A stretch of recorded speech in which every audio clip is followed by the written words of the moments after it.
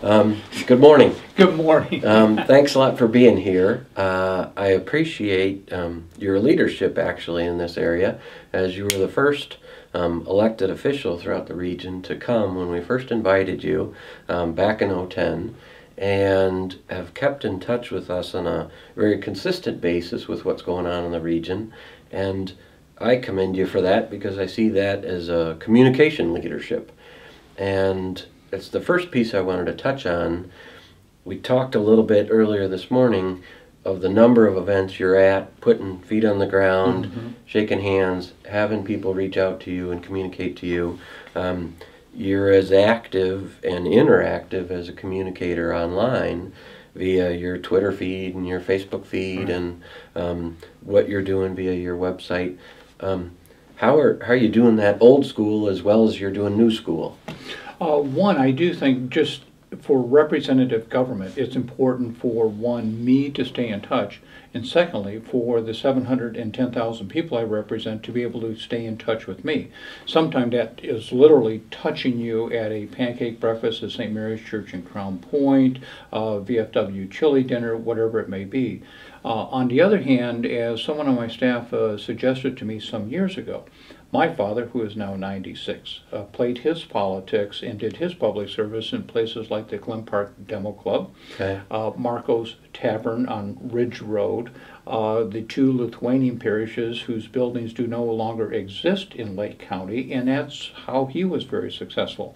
When I began running in 1983, I would do St. Casimir Church and the 200 ethnic people who came out once a month for the Franklin Delano Roosevelt Democratic Club of North Hammond, who originally kept their minutes in Polish, and other clubs such as that.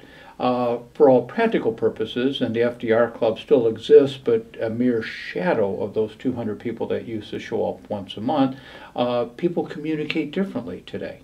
They communicate through the internet, through Facebook, through Twitter, and it is my responsibility, I feel, to reach out to those individuals to make myself available in that media and to hear back from them in that media.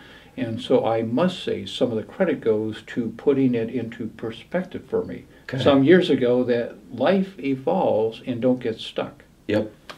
Well, and I think you see that. You're out at these town forums. That was a great experience for you to interact with people directly. Tell me some of the kind of feedback that you heard. It was very good feedback in terms of question and getting a sense of what people are concerned about. Also, it gives people a chance who just may not have the wherewithal or desire to sit down any longer and write something out to show up. But the thing that changed this year, and it was new this year, is to be able to tape one of our forums and to put it up online.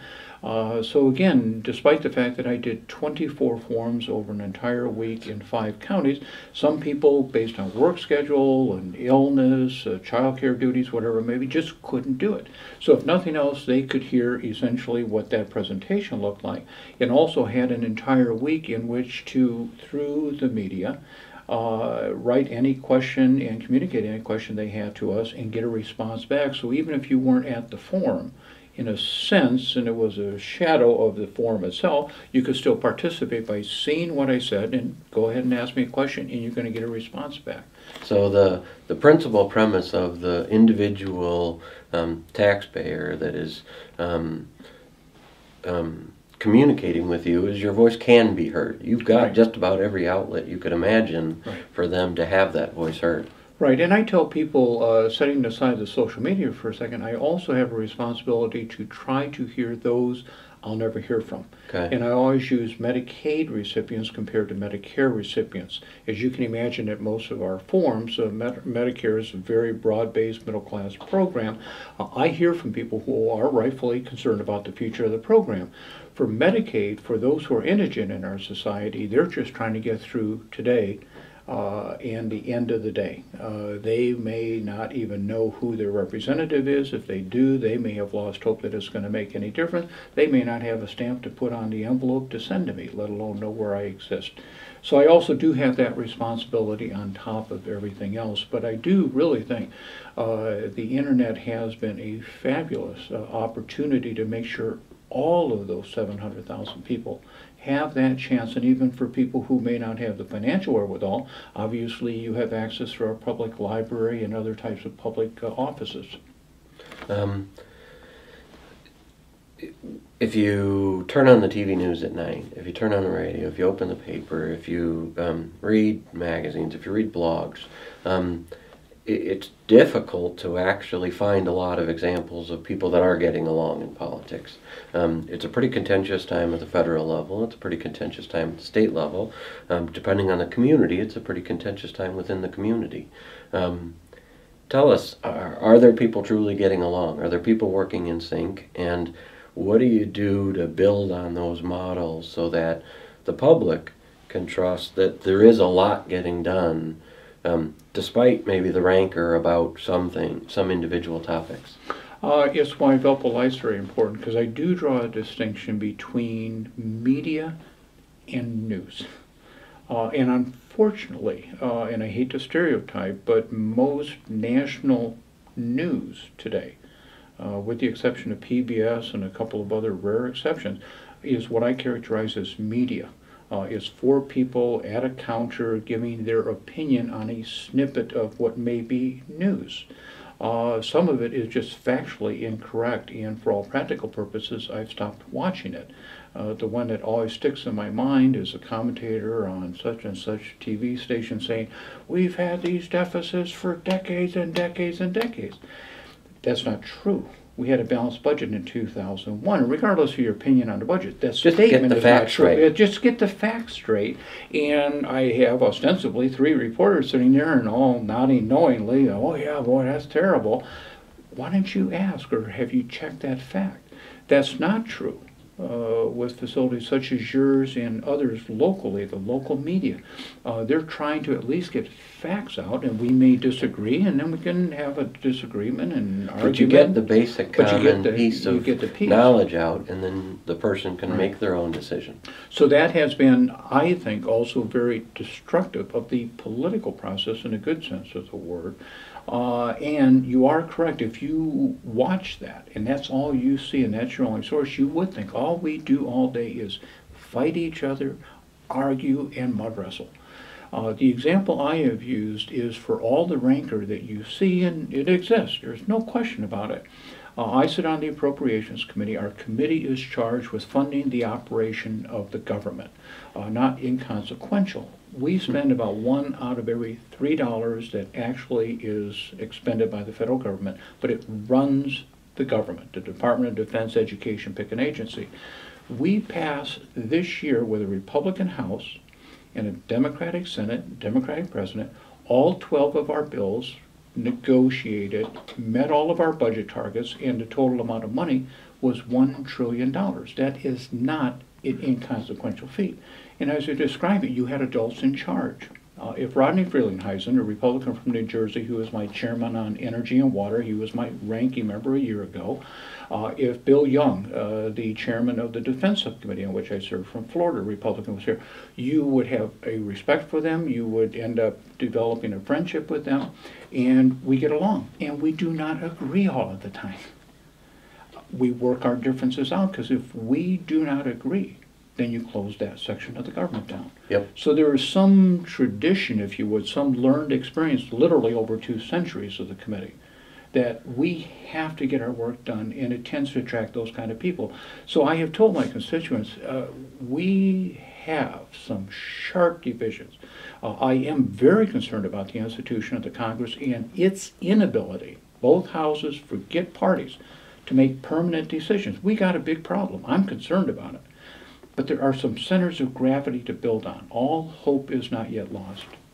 How do you bring that perspective back to Indiana in their discussions right now, whether it's right to work or whether it's educational funding? There's an awful lot of insurance concerns, and same thing at a local level, where you've got a very conflicted region, heavily Democratic areas, strong Republican growth, battles between the region and the state.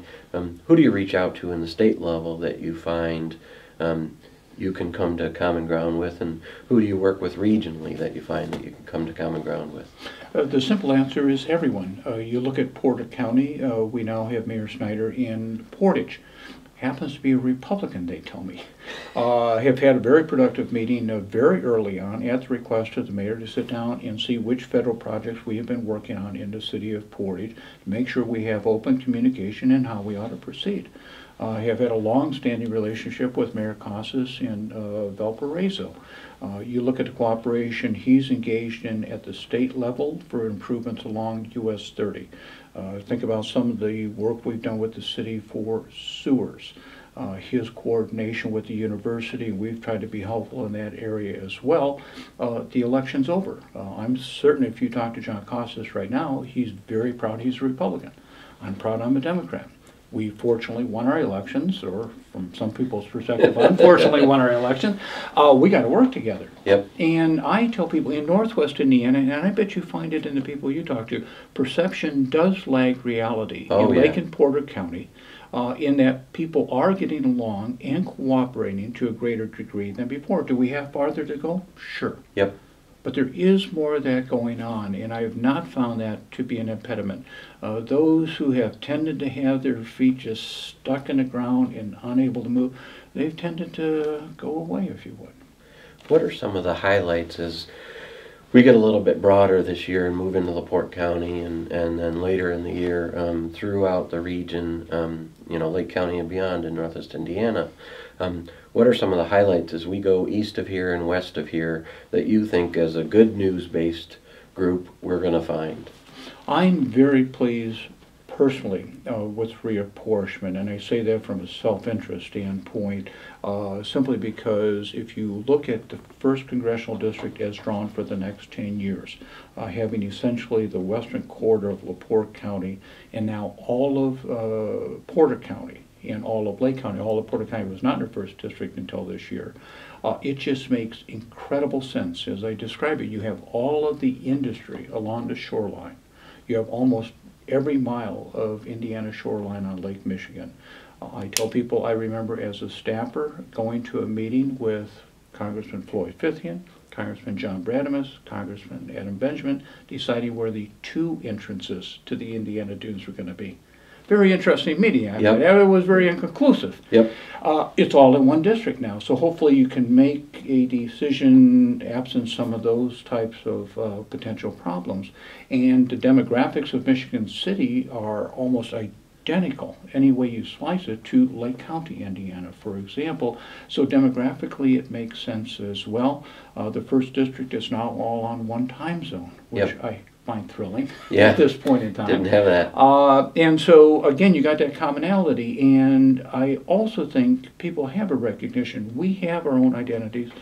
Each community can take joy and pride in its individuality. Valparaiso is the university. You've got the lake in Hobart. Michigan City has the lighthouse and the beach.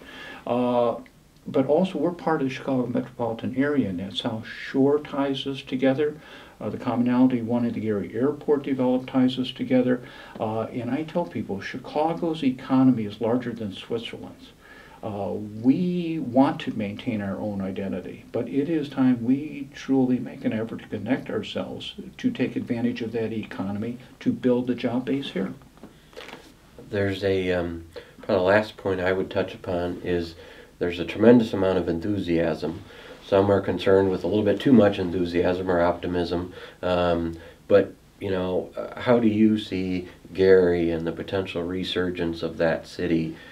In every meeting that I go to within the region, there seems to be a greater and greater understanding that so goes Gary, goes the region, and you've got people from much farther and much wider actually saying, let's help out, let's really get something done here.